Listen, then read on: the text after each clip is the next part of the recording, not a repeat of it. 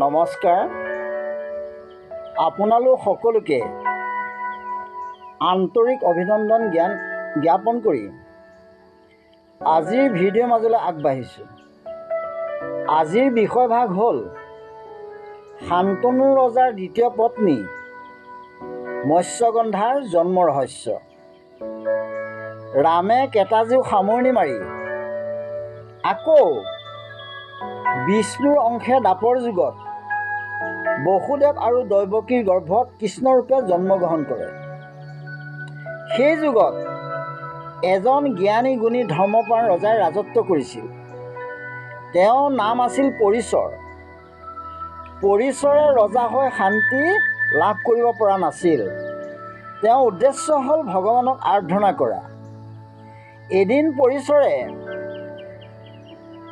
ৰাজ্যভাৰ তথা সংসাৰৰ সকলো মায়ামোহ বিসৰ্জন দি বনৰ মাজত একান্ত মনে ভগৱানৰ অৰ্থে কঠোৰ তপস্যাত মগ্ন হৈছিল। নমো নমো পৰময়ে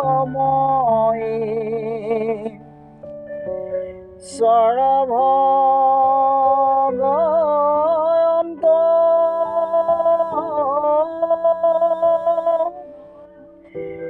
নমো নাৰায়ণ নমো পুৰুষ অনন্ত যত গুণ আছে সবে তোমাতে প্ৰকাশ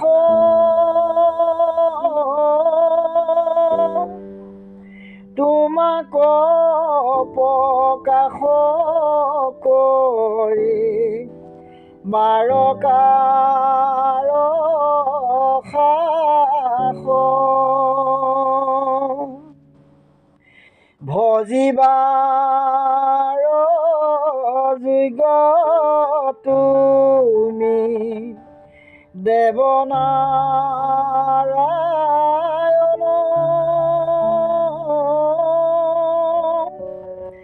জানিয়া শৰণ লৈলো তোমাৰ চৰণ। এইদৰে ভগৱানক তুতি কৰি তপস্যা আৰম্ভ কৰিলে। পৰিচৰৰ কঠোৰ তপস্যা দেখি স্বৰ্গৰাজ্যৰ ৰজা ইন্দ্ৰই নিজৰ সিংহাসনক লৈ চিন্তা আৰম্ভ হ'ল। কি জানিবা, পৰিচৰে তপস্যাৰ জৰিয়তে সৰ্বশক্তিমান হৈ স্বৰ্গৰাজ্য দখল কৰে। দেৱৰাজ ইন্দ্ৰই চিন্তা কৰি ঐৰাৱতত আৰোহণ কৰি পৰিচৰে তপস্যা কৰা স্থানত উপস্থিত হ'ল। দেৱৰাজ ইন্দ্ৰই পৰিচৰক ক'লে, হে পৰিচৰ, তোমাৰ তপস্যাত স্বৰ্গৰাজ্যৰ সকলোৱে ভয় কৰিছে। যদি তুমি বেয়া নোপোৱা এই তপস্যা ভংগ কৰা। পৰিচৰ জ্ঞানী গুণী ধৰ্মপ্ৰাণ লোক আছিল। তেতিয়া ক'লে, হে দেৱৰাজ, মই ভগৱানকে আৰাধনা কৰিছিলোঁ। মই বলৱান হৈ কাৰোবাৰ ৰাজ্য দখল কৰিম সেই মনোবৃত্তি মোৰ নাছিল।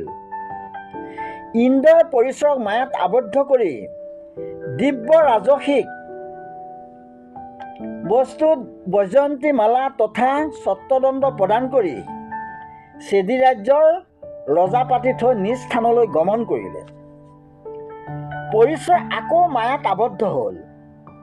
আকৌ ৰজা হৈ পৰিচৰে শাসনভাৰ নিয়াৰিকৈ চলাই গ'ল। প্ৰজাসকলে পৰিচৰৰ শাসন ব্যৱস্থাত আনন্দ উপভোগ কৰিছিল, কাৰণ ৰজাই সকলোকে সমদৃষ্টিৰে পৰিচালনা কৰিছিল। এদিন পৰিচৰে পৰ্বতত এজনী অজনী সম্ভৱা পৰমা সুন্দৰী কন্যা লগ পাইছিল।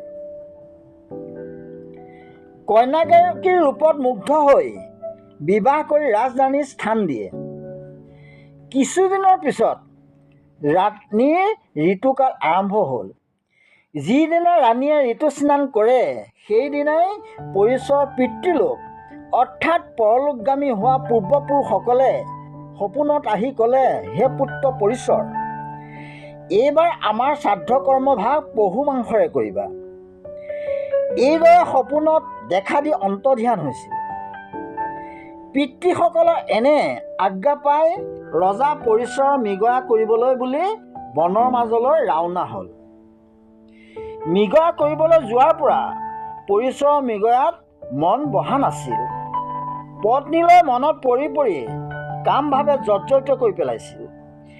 এইদৰে মনত পৰি পৰি শেষান্ত ৰজা পৰিচৰৰ শুক্ৰাণু স্খলিত হয়।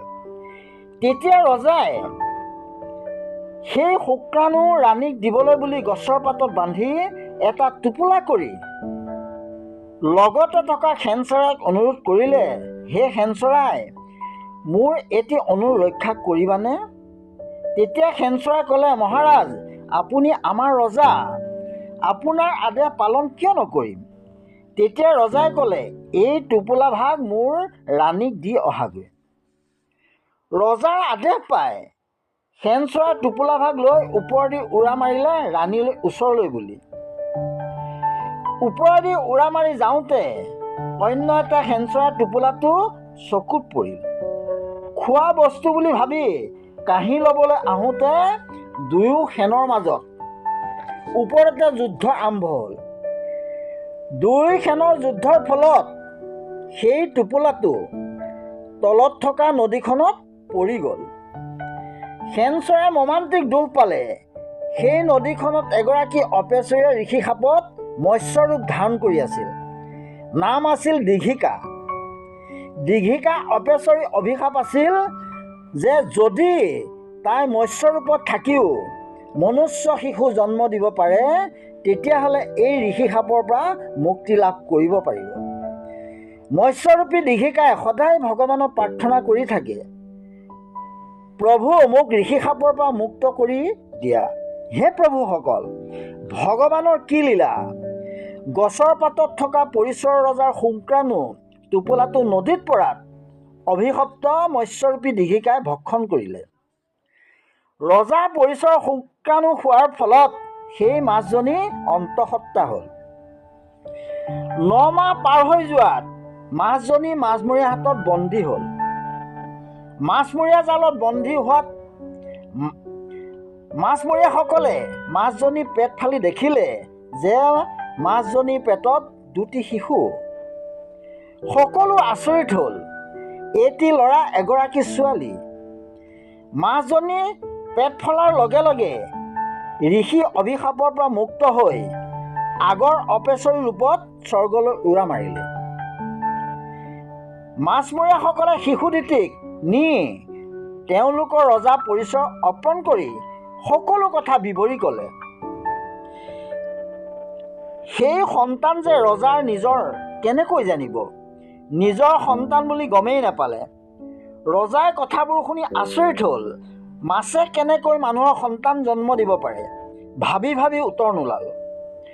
অপুত্ৰক ৰজা পৰিচৰৰ ল'ৰা সন্তানটিক নিজে ৰাখি মৎস্যৰাজ বুলি ঘোষণা কৰিলে। কন্যা সন্তানটিক মাছমৰীয়াসকলক লৈ যাবলৈ ক'লে।